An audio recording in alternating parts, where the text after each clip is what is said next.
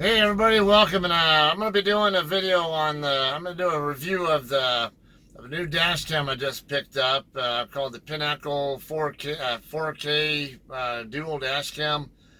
Uh, it's something I always saw advertised on Facebook, or at least the company that supplies it, or one of the vendors of it, which is Falcon Eye Electronics. I was always getting sponsored ads on Facebook about this dash cam, and I am into dash cams. I have a Garmin 45 already, and some of these guys' products look kind of interesting to me. I was kind of curious, so I ended up buying this Pinnacle 4K. I already have it hooked up, but now just show you what I have. What it comes with, what the box looks like, and all that. Okay, so this is what the box looks like. It's a pretty good sized box. Dual 1080p camera, but actually it can run in 4K, but only the 4K only works, from what I understand, if it's just the camera by itself. If you have the external camera mounted to it, connected also, then it won't run in 4K. You'll I think it was 1920 by 1080, basically 1080p is what I think it was limited to. Now there were a few extra settings above that I it wasn't allowing me to run, but that's basically the gist of it. It'll give you an idea of what you're dealing with when you do get this product. So start with this. I have the mount already on the windshield. It's a really good mount, from what I can tell. It's a suction type mount. So here's the suction mount. Okay, it's got a really good solid connection on it. See, if I can flip it all the way down, get it real loose, and pull it off. And if I want to put it back on now, now I press it down now, and I go to flip this back up. It's actually really tight. It's got a really nice vacuum seal on it, from what I can tell. I didn't have any problems with. All right, so. Coming this way, coming eastbound on I-40 through Arizona this morning, which is very rough road. It actually held up very well. It stayed very stable. I didn't have any problems with the suction mount falling off the windshield like I have had with at least one other dash cam I've had in the past that I no longer have now. So all in all, I like the design of this mount, and it's flexible. So, all right, so the mount does have a couple of tighten downs here where you can loosen this to maneuver it more easily, and then also there's another adjusting screw here to adjust the tightness of the vertical adjustment on it. So and it does work nicely. The camera stayed very stable while it was on there. All right, so now what exactly do we get in this box? What kind of user manual is there? What kind of items are inside it? All that kind of stuff. See how. Oh, before I do that, one of the items that does come with it is a GPS antenna. It's an external antenna. Basically, it's meant to mount outside the truck or outside your vehicle. It didn't seem to be giving me any kind of signal while just having it just to get it thrown in place, sitting on my dashboard, where thought maybe I could get a signal from the enough satellites to at least still give me a position. So, or at least, I don't know if it gives position, but it does give speed. And even on the display, it shows the speed, but it wasn't giving me a speed readout. So I don't think it was. Maybe I just wasn't getting a good enough connection to enough satellites, because you usually need at least 3 satellites connected before you can get actually a good GPS fix on where you're at, and for it to actually track what you're doing and how fast you're going, all that kind of stuff. So the GPS part, it's this antenna right here. So it kind of looks like maybe like a Sirius or XM radio kind of antenna to me.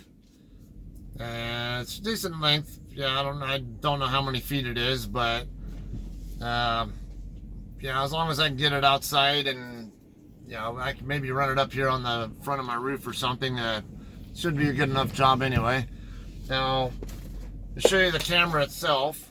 Now, Falcon Eye, I think they already have some information on their own on their own YouTube and or Facebook and all, or no, not their website, that gives you some information. But always good to get a customer's actual review of it. See what my impressions of it are. And this is I've had several dash cams in the past. My current camera is a Garmin 45. It's actually been a pretty good camera overall, but the nighttime performance left a bit to be desired for me. The rural nighttime conditions, because I drive cross country for a living, I spend a lot of time in work and driving at night, and where there's no artificial light around of any kind. And the only footage I was able to find of nighttime video with this particular camera, the Pinnacle 4K, I think it was one that where someone was getting off a freeway off ramp, and it was a fairly well lit area at night. So it didn't really give me a good gauge of just how well this camera performs at night. But lo and behold, on the way over here, it actually did perform very nice. It has a couple of settings in here that can really help out with that. I'm gonna get into that here, and it's before long. But I just want to kind of go over some of the basics of what you get first, and then once I get through talking about what you actually get with the box, how to set it up and all that, then I'll go through I'll go through the manual and talk about it, what you get with it, and what all the different settings are on the camera itself, and how to take advantage of some of the features it has that so far I'm actually very impressed with. To be quite honest with you, it seems to be a really solid camera overall so far. But it's very early, of course. I don't have a lot of experience with this yet, but I'm still on the learning curve. But I'm kind of figuring things out. I did do some testing last night and this morning to give kind of an idea of how much different this camera compares to both my Garmin 45 as well as to my phone, which is a Samsung Galaxy Note 8.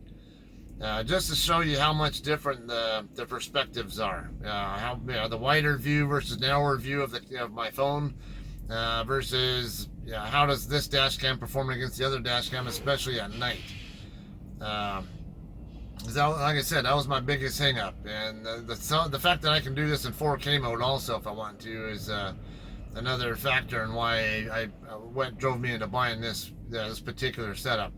But the number one reason why I chose this camera to buy is because it has a second camera that's waterproof that I can mount outside the truck. Because being in a truck, I want to know what's going on behind me. That way, if some lane merge accidents are the most common when it comes to trucks. It's a very dangerous thing. All the time, cars pass us on the right side. It's always unsafe. Or I can get an idea. I can show people doing stupid things to my left.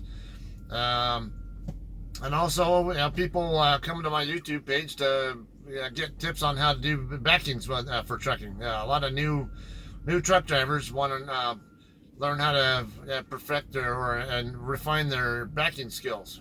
So now that was one of the other motivators why I got this. I wanted to have something where I could just have something sit there already mounted, not worry about it, and show what's going on the outside of the truck when particularly with the backings. Okay, so that was my motive. Okay, so for the mount, you have the display facing you. You have that up here. Now, what we have up on top, this is where it plugs in, the power to plug it in.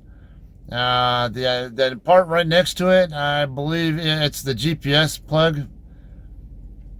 Maybe I didn't have it plugged in correctly, I don't know, or maybe I just really didn't have a good satellite signal. Right here is where the SD card goes, or micro SD card goes. This port right here is for the second camera. Okay, and then you have the 3 buttons here on the left, and then 3 more buttons on the right, and nothing on the sides. Okay, so I'm gonna first slide it in. there's a groove there. I can slide it on, put it in place, and get it turned on.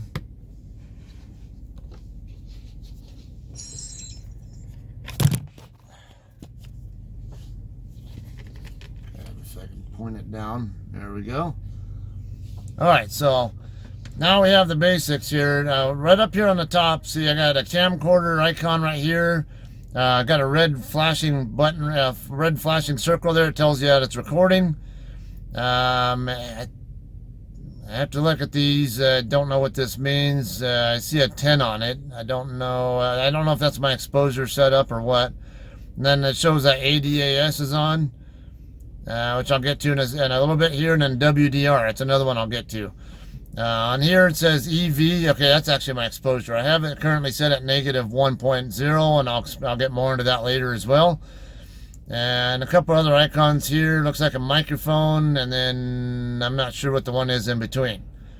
And there's a number right here, 00M. That's basically a motion sensor, and I see it's actually and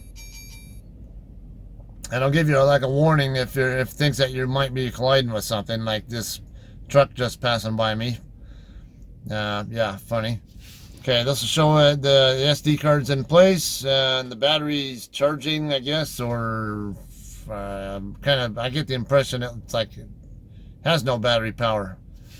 And 2160p, that's the resolution I'm running at. It's been recording for now a minute and 24 seconds.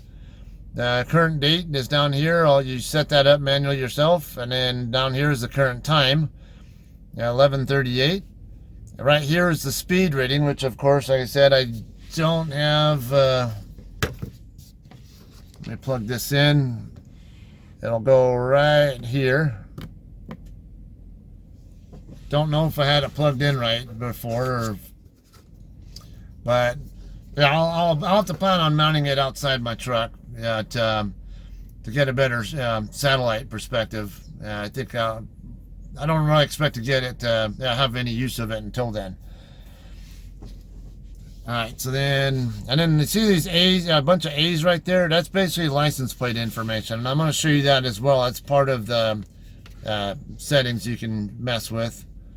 All right, so from here you have the power button, and actually the display turn off. It's short press. The display turns off and on. It keeps running. If you want to turn the unit off, you long press this button.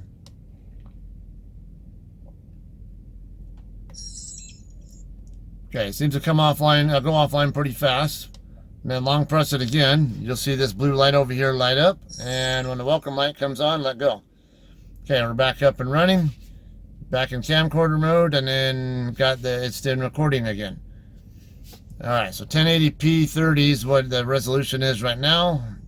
Okay, the second, the left button in the middle here is the mode button. So what it does, it switches between video mode, still picture mode, and then playback mode. So if I hit the mode button, now see there's a key there. It shows locked, and it's probably because it's recording. So okay, this is in meters. Now it's whatever it's pointing at. It says 30. Looks like 30 meters away, which is roughly about 100 feet. It's probably a little more than that actually. But okay, I'm going to turn this off. I hit this button to stop recording. Now this is the manual record and shut off mode. Now I can hit this and see now it's in. There's a camera, a still camera, so I can take a still picture with it, with this button here as well, and it gave a timestamp. ISO, auto, exposure, so you can still tweak the settings with this as well. Hit mode again, and this is playback. So I can play back one of the videos I had earlier. Okay, so apparently this is, so you can use the arrows here. These are the up arrow and down arrow keys, and then this is the mode button, or menu button. So I'll just pick one and then hit the OK button.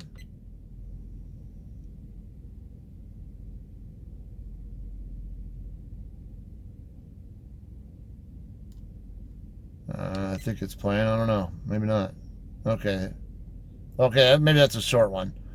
Let me come to a different one. Maybe while I'm driving. Okay, I think that... No.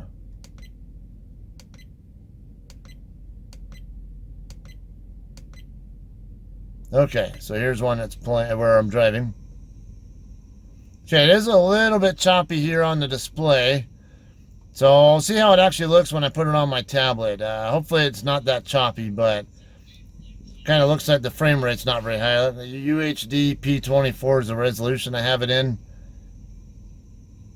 I have seen some dash cams where they actually do this, so that is something I'm kind of wondering about. Maybe I just need to tweak the settings more to get it right, or maybe that's just what it naturally does.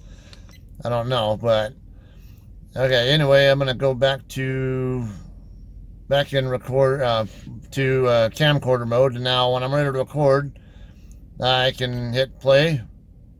I'm gonna hit record to start it, and I can just leave it persistently like that. Or if I want to save something, I can also just stop it or wherever I want.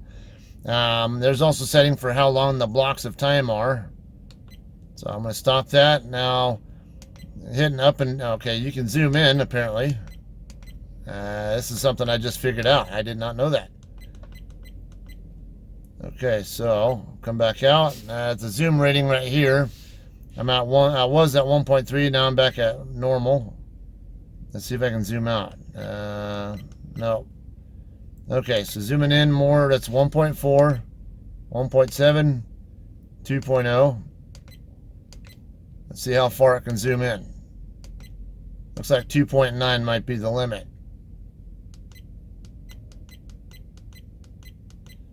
Okay, so that's good to know, because maybe you don't want quite as wide a view as I have here. Let's slide this over some. Yeah, because now that's one of the things you'll notice quite different between phone cameras and dash cams. Dash cams they're designed to have a wider view on them, so than what a phone camera will show, and you'll see that later on in this presentation here. Okay, so now these are all pretty good. Now I'm gonna go to the menu and show you all those. Okay, so got resolution settings. Now to mess with those, you use this button here, the lower left. That's your OK button. Hit resolution. Hit that. And now see here, it's in the default 1080p mode, 30 frames per second is basically what that is. Okay, so what I had it in earlier, UHD, I think P24 is frames per second, 24, so that explains why it might be choppy. So if maybe I want something a little higher performance, but don't want so much chop, I can try the QHD here, or I can try FHD 60 frames per second. So I'll have to play around with this. Let's see, I think this was the default. Basically, all three of these ones up here, they don't work when ADAS, I believe it is, it's called, is active. So I want to select that one. Now see, ADAS does not support this size. Okay, so come back in. Okay, ADAS does not support that size either.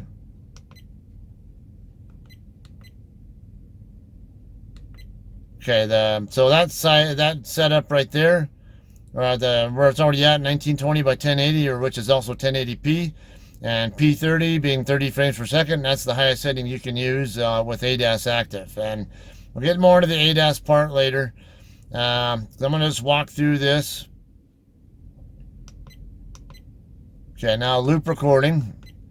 Basically, it tells how long you want each block of video to last. When it's normal, during its normal loop mode, it's either not have loop at all, or 3, 5, or 10 minutes is your options. Okay, time lapse record. You have 4 options here: off, 100 millisecond, 200 millisecond, and 500 millisecond. All right, then WDR, it's basically a light adjustment. I'm going to get the manual to double check what it's called, but There's only two settings there. It's on and off. Okay, WDR is wide dynamic auto adjustment of light. And I did do some recording in both daytime and nighttime conditions. Daytime it was with the sun in my face as well as with the sun to my right, to show you what it looks like on how much different the picture looks with both. Basically, it adjusts the light automatically based on what light conditions you have. So on is normal, what's used, I guess, but you might have reasons to run different. Okay, exposure. This is where you can really make good use of what this camera can and can't, what this camera can do that other cameras cannot do. Okay, so on this, now I have it set at -1 right now. The default setting is 0.0. Now you can go all the way up to +2.0, which is basically maximize the amount of light exposure that it can work with, or light amount of light that can come in, or its sensitivity to light, whatever. And it goes down to -2 at the bottom end. So it's the least sensitive at -2 and the most sensitive at +2. Okay, so I liked it at least for this morning. The 1.0 seemed to be a kind of a good compromise. 0.0 was maybe letting a little bit too much burn, light burn, I guess I would call it. But -2 seemed to be maybe a little bit too insensitive, just from my own personal taste. So, I mean, that's just looking through this display here. I don't know. Yeah, I still don't know as of right now how it'll actually look at how all these different setups I used actually show up on the same screen. Okay, so. Okay, next one is motion detection. Obviously, you have on and off. I have it turned off. Basically, it'll automatically record when someone's passing by. I can actually see if I can put it on and get it on time. Okay. I'll see if it records this Crete truck going by. Yeah, it started to record while he's going by. So that did it. Yeah, that did exactly the way it was supposed to work. So I might go ahead and leave that on because personally, I'll leave the motion detection part on because, more than likely, because especially when I'm parked, because I don't necessarily need it recording video while I'm parked, but I do want it recording if there's anyone moving around near me, because getting your hit truck by another truck trying to back in or maneuver, cut a corner around you is a thing, a very common thing, unfortunately. And I definitely want to have footage of that if it ever does happen to my truck, which thankfully has never happened yet. But it always seems like no matter who you are, it's only a matter of time before it does happen. Okay, so we're done with that. I'm gonna move on now. See. Okay, so coming back to this, I'm gonna go back to mode. Okay, so to see this thing sees him coming, so it's kind of override. Well, that's right. I'm recording, so that's why it won't let me. Okay, go back to menu. All right, record audio. Yes or no? Of course. I don't know if there's an easy way to just go back a level on the menu without. I might mess with these to see if that does it. Date stamp. Okay, on or off. All right, so that doesn't do anything. Nope, that didn't work either. So I don't think I have a good option on how to get back to the previous menu without completely coming out of it and going back in. That's the only downfall I see so far. Okay, gravity sensing. That's basically if you have an accident, or how sensitive is it to, it could be bumps in the road, or you could have an accident or something. But basically, how sensitive is it where it'll automatically start recording for you? I like to keep it off because I don't, my past experiences with other dash cams is they tend to be a little too sensitive and start going a little haywire at times, over just bumps that I'm going over on the road that I don't want it going off for. All right, so now parking monitor, off and on. Now, what is parking monitor? That is When the the vehicle is stopped, dashcam will start recording if the car receives the vibration generated by the external force. Of course, that's on and off. All right, so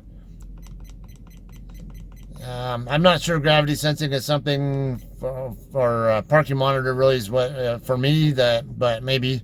Okay, plate number. You can do on or off. Okay, I don't really need the plate number. I don't think. I didn't seem to. Let's see if I can.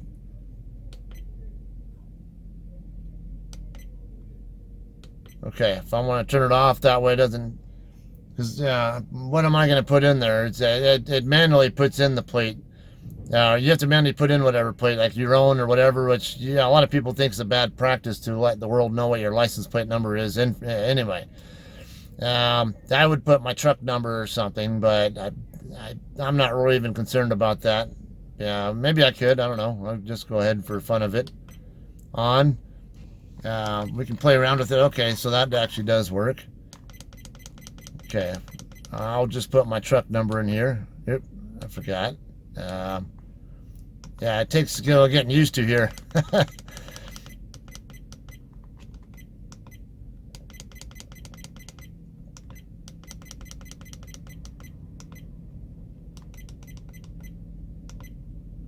Okay, and then I don't need these in here because that's my truck number there, and I'll call that good. Okay, ADAS. What is that? On and off. Now, looking at the manual, it's track offset warning, on or off. Okay, I don't need track offset warning. I don't need it on, so I'm going to turn it off. In fact, like I said, it does affect how high you can run the resolution with if it's on also. So now that I have ADAS turned off, I can set the resolution where I want it as well. Okay, lastly, GPS off, kilometers per hour or kilometers per hour, however you prefer to pronounce it. I don't care. Both are technically correct, and also miles per hour. Obviously, since I'm in America, I like to run miles per hour.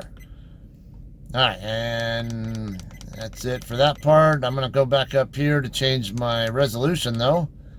And maybe I'll come up here to QHD, and maybe next time I start recording, I'll play with that. Okay, now you notice there's another menu over here.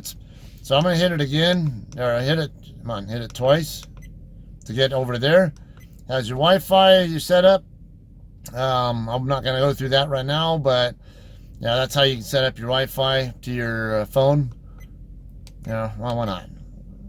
Yeah,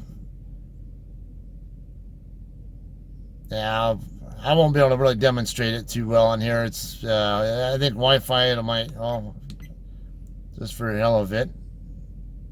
Okay, so it did show my network ID right here. So I can connect my phone to it if I want, but or my tablet, whichever. I don't tend to like doing file transfers through Wi-Fi personally, though, because it's been my experience that Wi-Fi it can't transfer the files as quickly as it can if I hook it up directly to my tablet with a USB connection. It just doesn't have the bandwidth, so I tend to prefer hooking up through USB if I can. Okay, posterior mirror is currently off because I don't currently have it connected. Date, time. Okay, all this is manually done, and then down here at the bottom you can see that now you can also manually change the format too. If you want month first, date next, and then year last, you can do that. I just personally have it set up like this. So you have options though. And okay, auto power off. I don't like mine to power off, so I want it to be off. Okay, that's one way I can get to the sub menus. Just select which option I want to keep with. Okay, beep sound. Okay, I'm okay with the beeping sound. I don't really care. All right, language. You have a bunch of different languages here. So if English is not your first language or your primary language, whatever, you want to have it in some other language, you can also have French or Francois, Spanish or Espanol. Portuguese or Portuguese, whatever. German, Deutsch. Italiano or Italian. I don't even know what these Asian ones are. I don't know if they're. I don't know the difference between Chinese, Japanese, Korean, whatever kind of text. I assume this is Russian or something. And also have Vietnamese and whatever this one is too. Like I said, I don't know what these foreign languages are. Could be Mandarin and Cantonese, Chinese. Could be one's Japanese, one's Chinese. I don't know. I'd have to look in the to see what the options are. Language, if it tells me on here. Simplified Chinese, traditional Chinese, English. Those are the only ones that it really mentions. So, but I see there are other. So that's probably what those two are right there. They do look very similar to each other, which makes sense that they're both Chinese. That one there, like I said, I don't know. Come back up to English. Now TV mode. You got NTSC and PAL. Those of you guys who are a little more technologically savvy will know the difference on that. Basically, I think PAL is, if I remember right, it's more common overseas, and then NTSC tends to be more common in the United States. If I remember correctly. I remember from video coding before in the past, or downloading videos that I used to do. That they come in these formats, and I wondered if I remember NTSC was the more common format with the US. Okay, I'll just go ahead and leave it in PAL because that's what it was in, but I may switch it to NTSC. I don't know. I'm still got to do some testing with this camera myself. All right, so okay, frequency 50 or 60 hertz. Okay, I'm in the US. Usually want to run 60 hertz. That's probably also a factor in why my display was choppy earlier. So I think maybe when I get someone passing by here again and I get some footage of them passing by, I can get an idea what on the playback if it's going to be choppy or continuous. All right, and actually, I may just go ahead and switch this to NTSC because I think a lot of this is tuned for Chinese or because I think the manufacturer's based out there, if I remember right. Okay, screensaver. I don't really care about a screensaver. Delayed shutdown. Update time of GPS. Okay, I live on the west coast of the United States, so I have it set to my setting. Format, that's the format of the SD card, and then if you want to reset all your settings back to the factory defaults, you can do that, and then version tells you what version of software or firmware, whatever it is. Let me confirm which one. The software version. Factory software version. Okay. That pretty much sums up the basic operation of the camera. Like you see, it's actually pretty cut and dried, straightforward. It's just, play around with the different settings to get it tuned to what you need or how you want it. But then, it's not very much of a learning curve at all otherwise with figuring out what buttons do what. And some of these buttons do have long press features and short press features that are different, so that's something else where reading the manual really helps. Now there's one thing that I would say I have a problem with the manual. If you have vision problems where maybe you have a prescription eyewear of some sort, maybe you have trouble reading, this is not exactly the most reader friendly manual. Okay, my vision is fine. I tend to be okay. I'm okay with it, but even for me, at certain times, I might have problems because of maybe fluid buildup or maybe I'm just tired or whatever. But I can read it fine. But for a lot of you, you might have to have it all the way up close. You can see just how small the text is. I would say that's if there's anything they didn't do so well, they could have made this text bigger and easier to read because. Now, like I said, I can read it okay. Not the greatest, but I can read it just fine. But I know I have a lot better vision than a lot of other people. I have 2013 vision. So if you have vision problems, you might need you might need a magnifying glass for all I know. I don't know. But it's not exactly hugely long. It's a fold-out kind of thing. She has 4 sections on it on both sides. It is all in English On both sides, everything is written in English. There's no foreign language instruction on it or information. It does have a product specification info right here as well, and what all your different settings. If I can get it to fold out. Okay, the settings that I just went through are all right there. And an intro to the, where am I at? Okay, I think right there. Yeah, it kind of tells you what part is what. Now yeah, it actually doesn't show anything on the bottom of it. There is a reset button on the camera side, on the other side of it. I'll show you. Let me pull it off.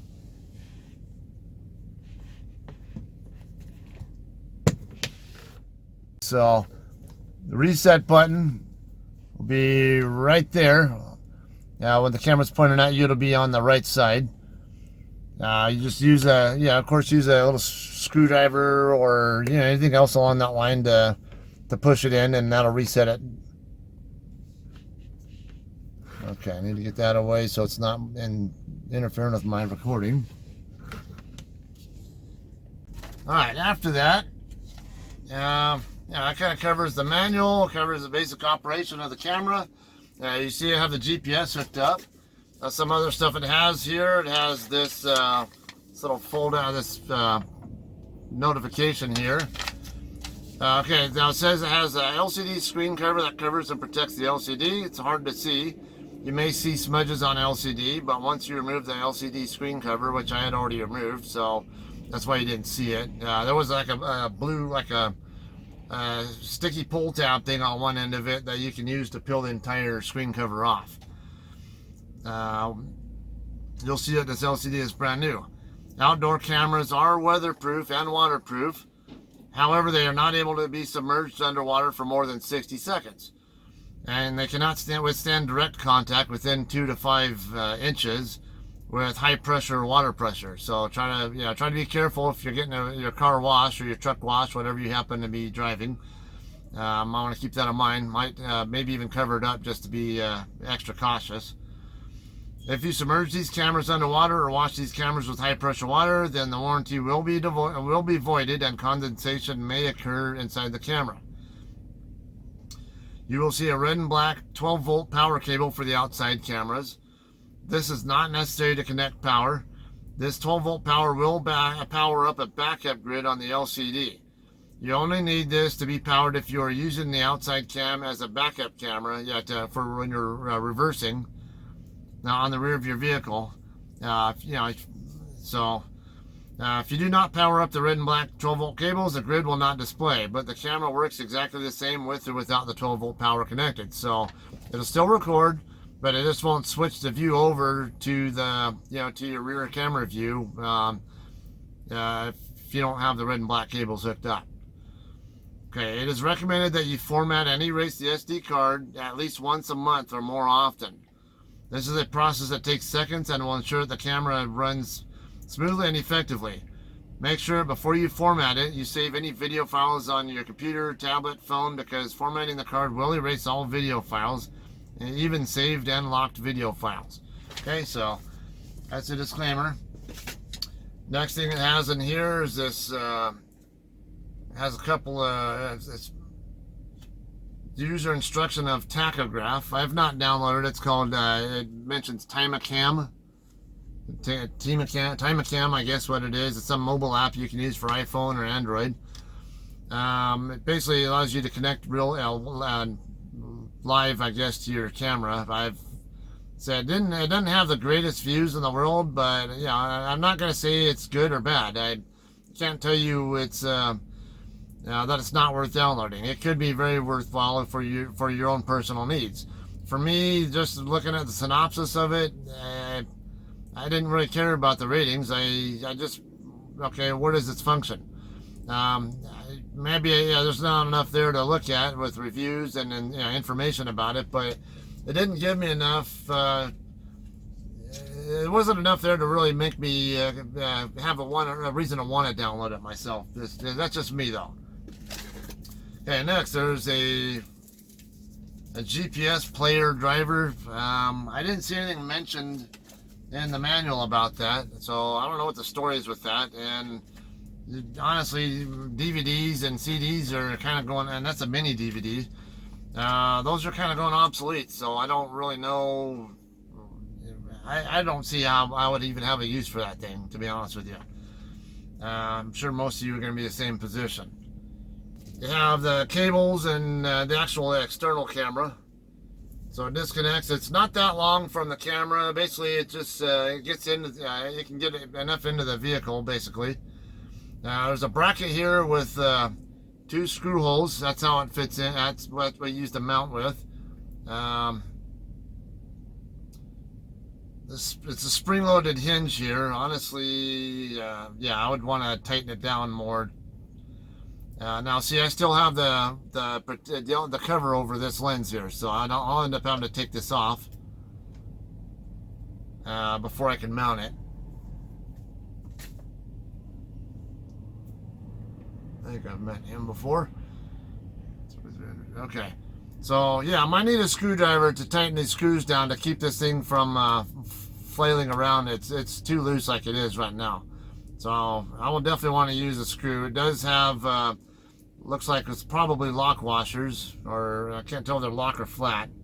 Alright, so that has, looks like 8 or so pin connector on it, 7 going around in a circle, and 1 in the middle. I don't know if this thing can focus on it. Okay, there we go. So it's an 8-pin connector. It does have a little keyway on it right here to help line up with where the plug-in on the other cable is. So, and the cable, it's so I'm gonna just plug it right in so it's seated firmly, and you have plenty of cable. I think I remember seeing it was 21 feet of cable, if I remember right. Yeah, about 21 feet of cable, if I remember correctly. And then of course it'll plug in. Why not? I'm gonna go ahead and hook it up. I'm not sure I have the ability to connect it outside the truck yet. I need to get something to help secure it. I'm guessing I might need zip ties or something else along the line. Or it does have screws. They look like, actually kind of look like maybe wood screws. Has a couple of small wood screws here, and then there's adhesive here too that you can mount it to. It's double-sided tape. So that's for that camera. Okay, I'm gonna hook it up here just to see how it looks. Just to play around, see what we can do with it. Okay, now it's plugged in, and you see my view. Oh, I actually have a picture-in-picture view. I don't know that I really want picture-in-picture, to be honest with you.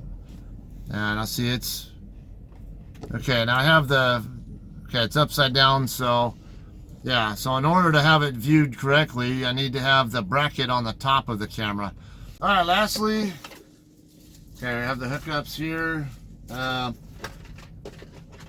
It did come with an SD card, which also has the adapter if you don't have a micro SD hookup on whatever you're trying to transfer the data to. So like say you want to pull the SD card out of the dash cam and hook it up to your computer. Most of the time computers need this kind of setup, and they don't have a micro SD card slot. So that's where this could come in handy if you even have an SD card reader at all. So that's just one of the options. You don't need this part, but now I did get mine with the 128 gig SD card. Come to have other options available. You can even get it without an SD card. Just take your pick, whatever suits your own needs.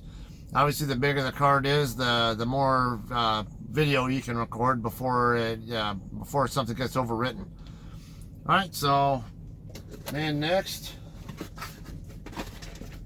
this the last part that's in here, which is basically the USB transfer cable. So it's a USB 2.0, but yeah, this is where you can hook up the camera directly to your tablet or computer or whatever it is to transfer your data that way. Okay, I'm going to end this very thorough intro to this to the Pinnacle 4K with just a couple of other little, I guess I would call it intangible observations since I've been playing around with it. Okay, overall, great camera. I'm very happy to have purchased it so far. It's giving me. I like the interface. I like what I'm seeing so far. The results. I mean, with the view and all that. I like the way I can tweak the settings just how I like them, and get just the right amount of light or whatever I want for the best view. Couple of hiccups though here, or hang-ups here. First is the file transfer method. Okay, I prefer to do USB. Now, USB is a faster protocol than Wi-Fi, so I prefer to just hook up my dash cam directly to the tablet. Now, this camera does come with a USB cable. However, when I did hook it up to my tablet, it didn't give my tablet an option to look at it like a mass storage device, and where I could just transfer the data right off. Apparently, all it did was just provide power to it, and that was it. I didn't see any other usefulness for the USB cable aside from that. So that was a bit of a disappointment. The Wi-Fi I don't like to do because, like I said, it's it'll work, but it's a little slow. And also, I talked to the support, Falcon Eye support, about this camera or this problem, and the lady I talked to, very helpful, but she did indicate that I would have to use that Timecam app and hook up to the camera through Wi-Fi in order to download the footage. Well, here's the problem for me. One, I don't always have a lot of space on my phone. Two, Wi-Fi is slow, and not to mention I ultimately want it to go onto my computer, not my tablet, not to which is actually a 2-in-1. It's a Samsung Galaxy Book, where it's a combination laptop/tablet in a way.